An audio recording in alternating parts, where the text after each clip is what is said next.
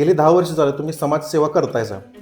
मग समाजसेवा करत असताना तुम्हाला येणाऱ्या अडचणी कोणकोणत्या होत्या सुरुवातीच्या काळातल्या? अडचण अशी काय नाही, पण एक 2016ला आमची आई गेल्यानंतर एक आमच्या कुटुंबानं निर्णय घेतला की तिचा जो हिस्सा आहे तो एक चांगल्या ठिकाणी चांगल्या कार्यासाठी तो आपण समाजसेवेच्या रूपानं वापरायचा.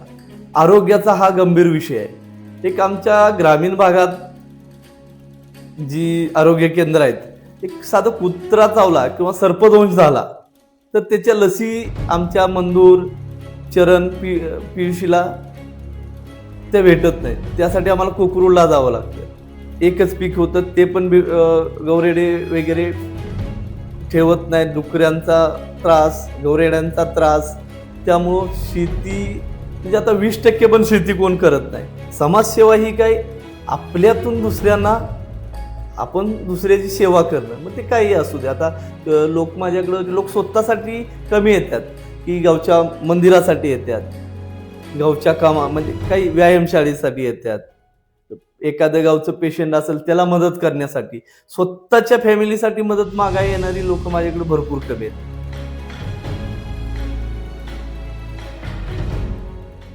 नमस्कार, मी शंकर वसंत मोहिते, 47 पतवारून जिल्हा परिषद मतदारसंघातून माझी पत्नी शीला शंकर मोहिते ही निवडणूक लढवित आहे.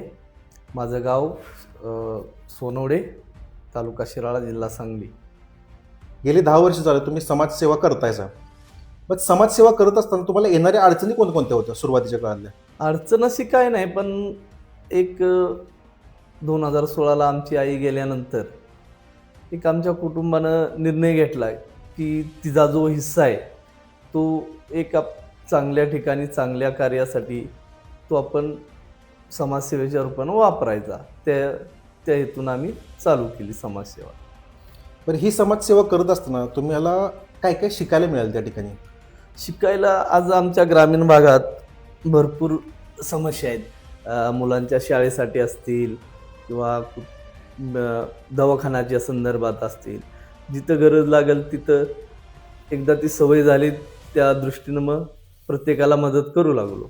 आज जेव्हा लोक तुमच्या भागात तुम्हाला एक समाजसेवक म्हणून किंवा एक कार्यकर्ता म्हणून ओळखतात, त्याबद्दल तुमचं काय मत आहे? मत असं काय नाही, ती एक आमच्या कुटुंबाची परंपरा झाल्या. कुणाच्या अडीअडचणीत उभं राहणं किंवा कुणाची दवाखान्यात मदत असेल, कुणाला शाळेसाठी मदत करायची असेल, कुणाचे लग्न कार्य असेल, म्हणजे समस्या ही कोणतीही असू शकते, तिथं उभं राहणं हा एक आमच्या घराण्याचं म्हणा किंवा ती म्हणजे लोकांनी दिलं की ह्या ठिकाणी गेलं तर हमखास मदत मिळेल आणि आम्ही पण जेवढं शक्य आहे तेवढं करायचा प्रयत्न करतो. समाजसेवा करत असताना त्याला राजकारणाची जोड लागते, बरोबर आहे. तुम्ही राजकारणात येण्याचा निर्णय कधी घेतलात आणि का घेतलात? राजकारणात तसा मी 2016लाच एकदम ओघानेच आलो. एकदम आदरणीय भैयांची भेट झाली, त्यानंतर त्यांचा संपर्क वाढला, त्यानंतर भाऊंची भेट झाली आणि त्यामुळं ही भाऊंबरोबर, भैयांबरोबर, त्यानंतर विरादादांबरोबर काम करू लागलो. त्याच्या अगोदर रणधीर पाप्पांबरोबर एक वडील असताना काम केलं होतं, पण असं सक्रिय राजकारणात असा नव्हतो मी. पण भैयांच्या भाऊंच्या संपर्कात आल्यावर मी सक्रिय राजकारणात रुजू झालो. आता आजचं जेव्हा राजकारण आपण बघतो, आता तुम्ही राजकारणात आलेलंच आहात, तर आजच्या राजकारणात विचारसरणी ही किती महत्त्वाची आहे जेव्हा आपण समाजसेवा करतो किंवा प्रत्यक्षात राजकारण करतो? विचारसरणी असं त्यावर जास्त मला काही बोलता येणार नाही. तरी पण आजपर्यंत जर असा माझा सक्रिय राजकारणाचा वेळ आली तर ते आजपर्यंत भैया, भाऊ, विराजदादा, रणधीर पप्पा यांच्या संपर्कात आल्यामुळं त्यांच्याच विचारसरणीनुसार चाललोय. आणि विचारसरणी असं काय एवढ्या वरच्या लेवलचा राजकारणी नाही मी, पण मला असं वाटतंय की त्या लोकांच्या संपर्कात येऊन लोकांची कामं होतात, एवढंच माझं ध्येय आहे. बाकी काय असं मोठं राजकारणी वगैरे असं काही नाही. भाऊंच्या सोबत तुम्ही होतात, भैयांच्या सोबत तुम्ही होतात, विराजदादांच्या सोबत तुम्ही होतात, तुम्ही सत्तासुद्धा अनुभवली आहे त्यांच्यासोबत, बरोबर आहे. आणि तुम्ही स्वतः समाजसेवा करताय. सत्ता आणि सेवा ह्यात काय फरक आहे? सत्ता म्हणजे असं भाऊ आमदार असताना मी त्यांचा सक्रिय कार्यकर्ता होतो. जे गावात छोट्या छोट्या, आता आमच्या गावात स्मशानभूमीपासून छोट्या छोट्या गोष्टींची सेवा नव्हत्या, सुविधा नव्हत्या, त्या आम्ही भाऊंच्या माध्यमातून पूर्ण करू शकलो. हे सत्तेचं झालं. आणि समाजसेवा ही काय, आपल्यातून दुसऱ्यांना आपण दुसऱ्याची सेवा करणं, मग ते काही असू दे. आता लोक माझ्याकडं छोट्या छोट्या म्हणजे येतात की बाबा यांच्याकडून मदत मिळते, म्हणजे कशासाठी, लोक स्वतःसाठी कमी येतात की गावच्या मंदिरासाठी येतात, गावच्या कामा म्हणजे काही व्यायामशाळेसाठी येतात, एखादं गावचं पेशंट असेल त्याला मदत करण्यासाठी. स्वतःच्या फॅमिलीसाठी मदत मागायला येणारी लोक माझ्याकडे भरपूर कमी आहेत, पण गावासाठी मदत मागणारी लोक जास्त आहेत. मग त्यासाठी एक ही जर राजकारणाची जोड असेल, जसं भाऊंच्या माध्यमातून आमच्या गावात फंड आणणं, तसंच आजूबाजूच्या गावात फंड आणला, मी आमच्या ग्रामपंचायतच्या मध्ये फंड आणला, म्हणजे ही कामं राजकारणातून होऊ शकतात. विरोधक त्या ठिकाणी 100% तुमच्यावर टीका करणार, बरोबर आहे. ह्या टीकेला तुमचं उत्तर काय असेल? तर विरोधक मी तर राजकारणातली माझी पाठी कोरी आहे, त्यामुळे आता विरोधक काय टीका करतील माहीत नाही. पण माझं एकच चांगलं आहे, मी काम केलंय, मी काम करतोय, मी काम करत राहील.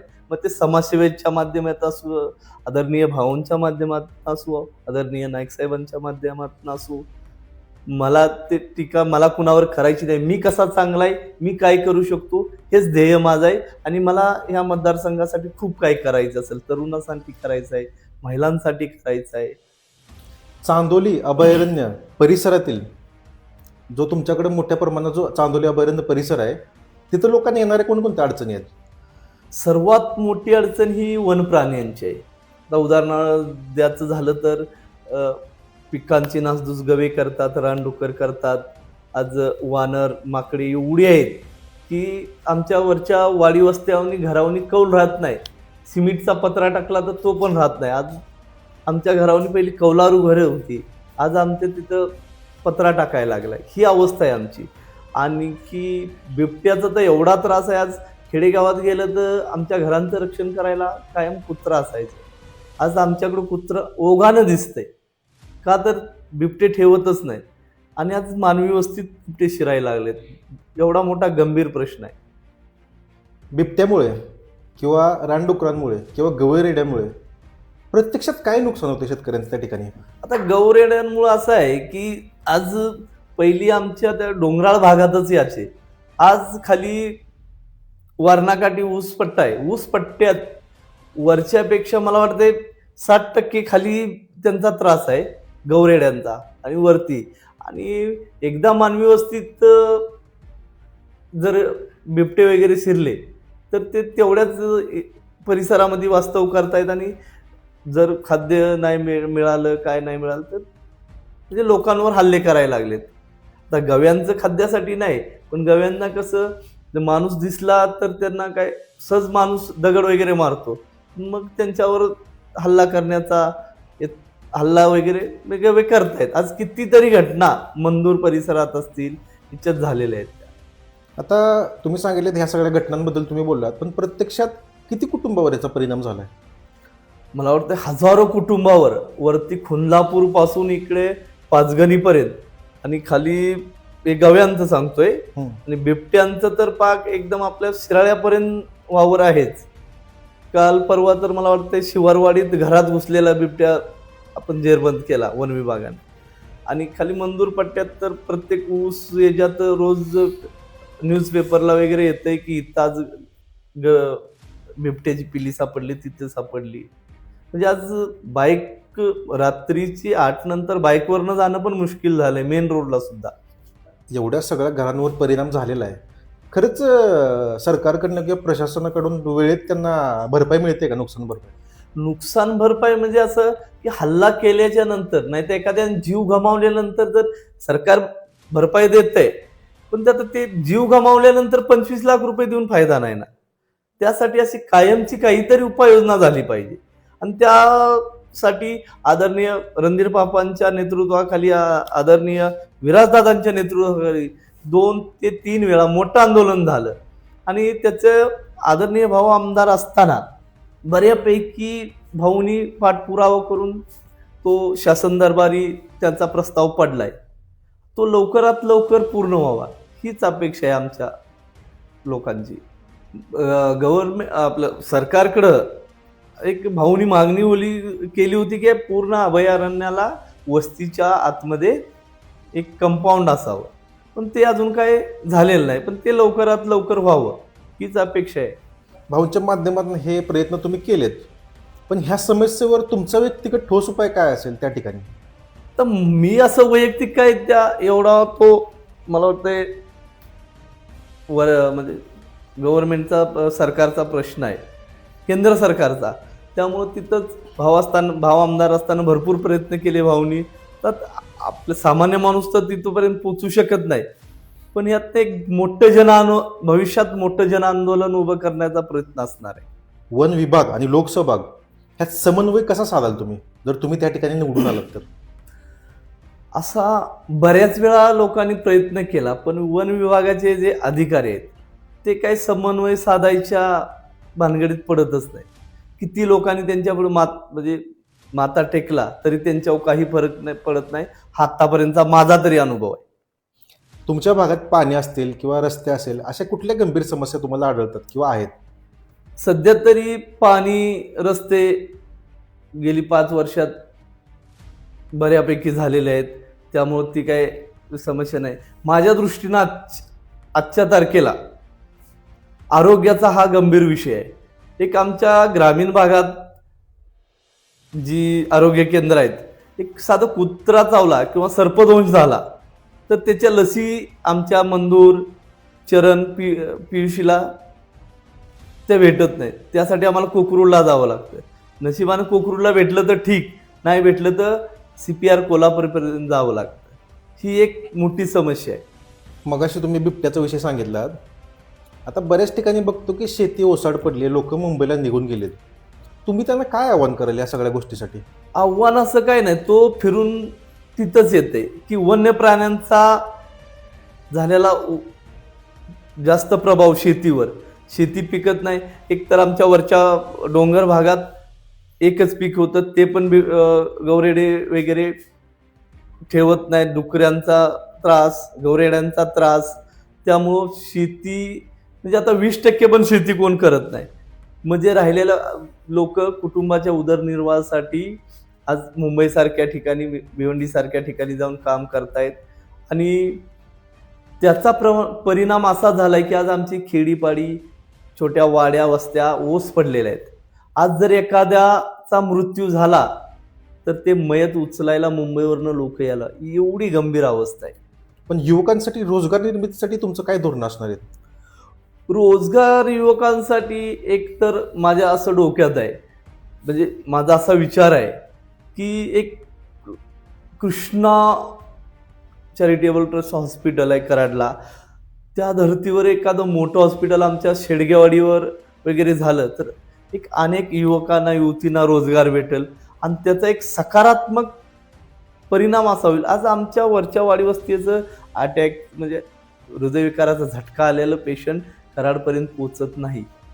ती आज कितीतरी अशी पेशंट, आता माझी गाडी असल्यामुळं ती गाडीसाठी माझ्याकडे येते तेव्हा मला माहिती पडतं की असे कितीतरी लोकांचा मृत्यू कराडपर्यंत म्हणजे हॉस्पिटलपर्यंत पोचायच्या अगोदर. तर ते माझ्या एकदम डोक्यात आहे की एखादं मोठं हॉस्पिटल ICU बेडचं ते हे शेडगेवाडीपर्यंत किंवा माझ्या मतदारसंघात झालं पाहिजे. आता महिलांच्या बाबतीत बोलायला गेलं तर आता महिलांचा प्रश्न सुद्धा खूप महत्त्वाचा आहे. तर महिला सक्षमीकरणासाठी तुमची काय धोरणं असणार आहेत? महिला सक्षमीकरणाचे माझे एक गेली 3-4 वर्ष डोक्यात आहे. एक माझा उद्योग आहे मुंबईला, तर माझा तो एकदम कम्प्लिटली इंडस्ट्रीयल उद्योग असल्यामुळे त्याच्यातून तर यांना काही फायदा होणार नाही. पण एक गारमेंटचं किंवा सिजनेबल आयटमचं पॅकिंग, त्याचं मॅन्युफॅक्चरिंग, असं एक माझ्या डोक्यात आहे जिथं एक 200 ते 250 महिलांना रोजगार भेटेल असं माझ्या डोक्यात आहे. आणि ते मी प्रयत्न माझे चालू आहेत, काही दिवसात त्याचा रिझल्ट पण होईल. तुमच्या माध्यमातून लोकांपर्यंत थेट पोहोचण्यासाठी अशी कोणती यंत्रणा तुम्ही लाभू इच्छिता त्या ठिकाणी किंवा उभी करू इच्छिता? आता एक उदाहरण द्यायचं झालं तर मला वाटतंय पश्चिम महाराष्ट्रातली आमच्या इथली कुसळेवाडी म्हणून ग्रामपंचायत आहे, तिने तो एक उपक्रम QR कोडवर राबवलाय. तर तसा किंवा जैसा महाराष्ट्र शासनाने, मला वाटतं पृथ्वीराज चव्हाण मुख्यमंत्री होते तेव्हा 108 नंबरवर टोल फ्री नंबर ॲम्ब्युलन्स चालेल, असा माझ्या मतदारसंघात किंवा आपल्या जिल्ह्यात सहज उपलब्ध व्हावा. जिल्हा परिषद सदस्य किंवा कोणतेही सरपंच असो, ग्रामपंचायत सदस्य, अशी एक संकल्पना माझ्या डोक्यात आहे आणि मी त्यासाठी प्रयत्न करणार आहे. लोकांनी तुम्हालाच का मतं द्यावेत? मी एक तर ह्याचं उत्तर मी असं देईन की एक मी होतकरू सामान्य कुटुंबातला तरुण आहे आणि मला त्याची जाण आहे. मी वाडी वस्ती डोंगर भागाचं जीवनमान राहणीमान बघितले आणि आज मी मुंबईला उद्योजक आहे. म्हणजे दोन्हीचा मेळ घालण्याचं आणि ते दिवस जे मुंबईचे राहणीमान आहे, तिथले उद्योग, तिथला रोजगार माझ्या या वाडी वस्ती गावात कसा येईल यासाठी मी प्रयत्नशील राहील. नमस्कार, मी शीला शंकर मोहिते, पनुमरे जिल्हा परिषद मतदारसंघातून तुतारी वाजवणारा माणूस या चिन्हावर निवडणूक लढवत आहे. तरी तुतारी वाजवणारा माणूस या चिन्हासमोरील बटन दाबून मला प्रचंड बहुमताने विजयी करा.